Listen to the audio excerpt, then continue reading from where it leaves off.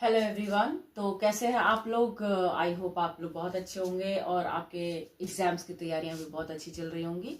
I hope आपने मेरे पहले के सारे वीडियोस देखे होंगे।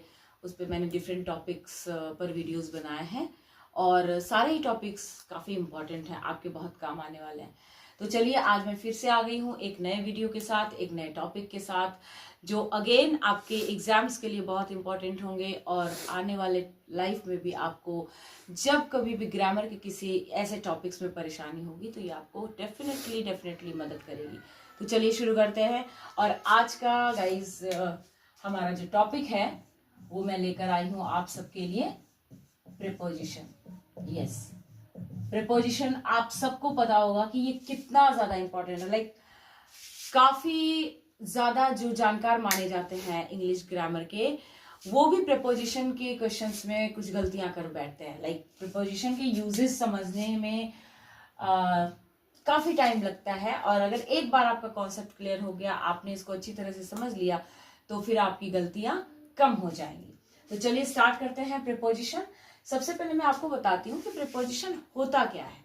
देखिए, प्रीपोजिशन एक ऐसा वर्ड है जो फॉर एग्जाम्पल कोई सेंटेंस है, सेंटेंस में कई सारे वर्ड्स यूज होते हैं, नाउन, प्रोनाउन, है ना, subject, verbs and so on. तो उसी तरीके से सपोज कीजिए कि कोई सेंटेंस है, उसमें जो नाउन एंड प्रोनाउन यूज होता है उसका उसी सेंटेंस के और सारे वर्ड्स के साथ क्या रिलेशन होता है वो दिखाता है हमारा ये प्रीपोजिशन। फॉर एग्जाम्पल, जैसे मैं लिख रही हूं कि an apple is on the table.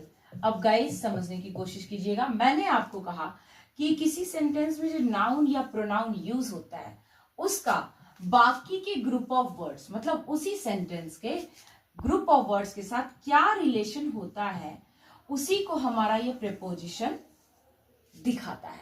मतलब यहां पर मैं क्या कहना चाह रही हूं कि एप्पल जो है वो कहां पर रखा हुआ है, टेबल के ऊपर रखा हुआ है।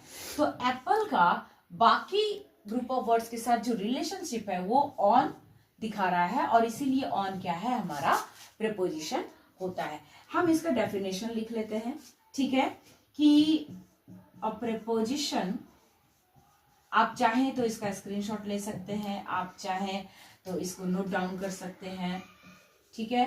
अ preposition is a word which shows relationship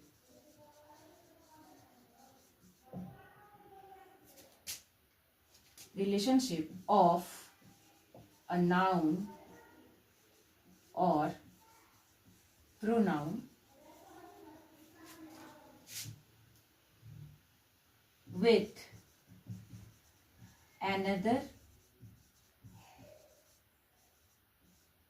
another group of words in a sentence. A preposition is a word which shows relationship of a noun or pronoun with another group of words in a sentence. ये preposition का definition हुआ, ठीक है। मैंने आपको इसको explain कर दिया है। I hope आपको अच्छे से समझ आ गया होगा, ठीक है। इनकेस अगर ना समझ आए तो आप इसको दोबारा भी देख सकते हैं, ठीक है। और तब भी ना समझ आए तो डेफिनेटली आप मुझे मैसेज कर सकते हैं, ठीक है। आगे बढ़ते हैं।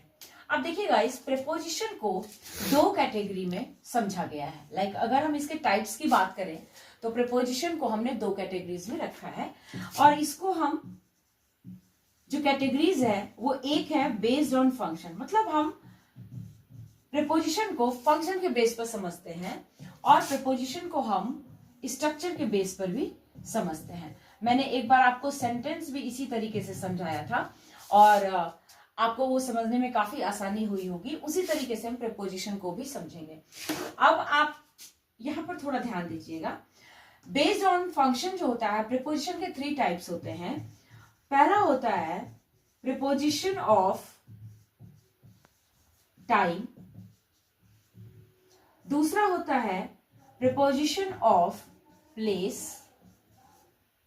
ओके, और तीसरा होता है गाइस प्रीपोजिशन ऑफ डायरेक्शन। ये 3 टाइप्स होते हैं based on function. Again structure के बेस पर भी इसके 3 टाइप्स होते हैं। पहला होता है सिंपल प्रीपोजिशन, ओके। दूसरा होता है कंपाउंड प्रीपोजिशन और तीसरा होता है फ्रेजल प्रीपोजिशन। ठीक है गाइस, तो बेस्ड ऑन द फंक्शन ये हमारे 3 टाइप्स हो गए and based on structure again preposition के हमारे 3 टाइप्स हो गए। अब हम इसको एक एक करके समझेंगे एग्जाम्पल्स के साथ, ठीक है, और आपको बहुत अच्छे से क्लियर हो जाएगा।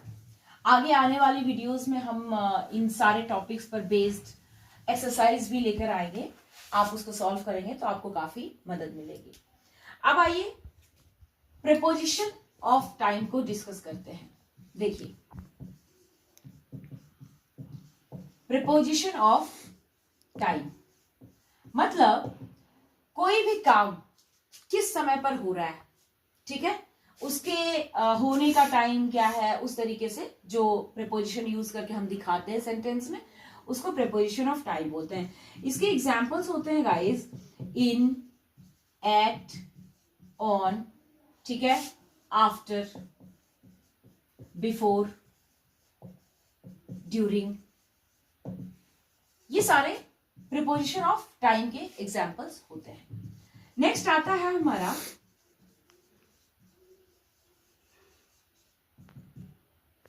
Preposition of place. मतलब कोई काम जो हो रहा है वो कहां पर हो रहा है, किसी चीज के, मतलब सेंटेंस में जो भी बात कही जा रही है वो किस जगह के बारे में कही जा रही है, कैसे वो हो रहा है उसके बारे में कही जा रही है। तो इसके एग्जांपल्स होते हैं इन, एट, ऑन, ठीक है, in, at, on, along, across, etcetera. ठीक है, मतलब कहां पर, in the garden, okay, at hill station, on surface, on mountain, along with a kind of thing, across the river। तो ये सारे जो यूसेज होते हैं वो प्लेस के टर्म पर होते हैं। तो प्रीपोजिशन ऑफ प्लेसेस के ये एग्जाम्पल आपके सामने मैंने रखे हैं। और इसके बाद बेस्ड ऑन फंक्शन के टाइप्स को हम अभी डिस्कस कर रहे हैं। तो बेस्ड ऑन फंक्शन में हमारा लास्ट टाइप बचा हुआ है और वो है preposition of direction. Preposition of direction, इसको समझिएगा। डायरेक्शन मतलब जब हम कहीं जा रहे हैं या हम कहीं से आ रहे हैं, ठीक है, या ऊंचाई को दिखाने वाले, इस टाइप के जो भी लाइक डिस्टेंस में हम जिसको किलोमीटर में, मीटर में जिसको मेजर कर सकते हैं, उन डायरेक्शन में जो चीजें होती हैं और उसमें जो प्रीपोजिशन यूज किया जाता है उसको प्रीपोजिशन ऑफ डायरेक्शन बोलते हैं। इसके एग्जांपल्स देखेंगे guys, to, from, to, from, ठीक है, विथ, एटसेट्रा।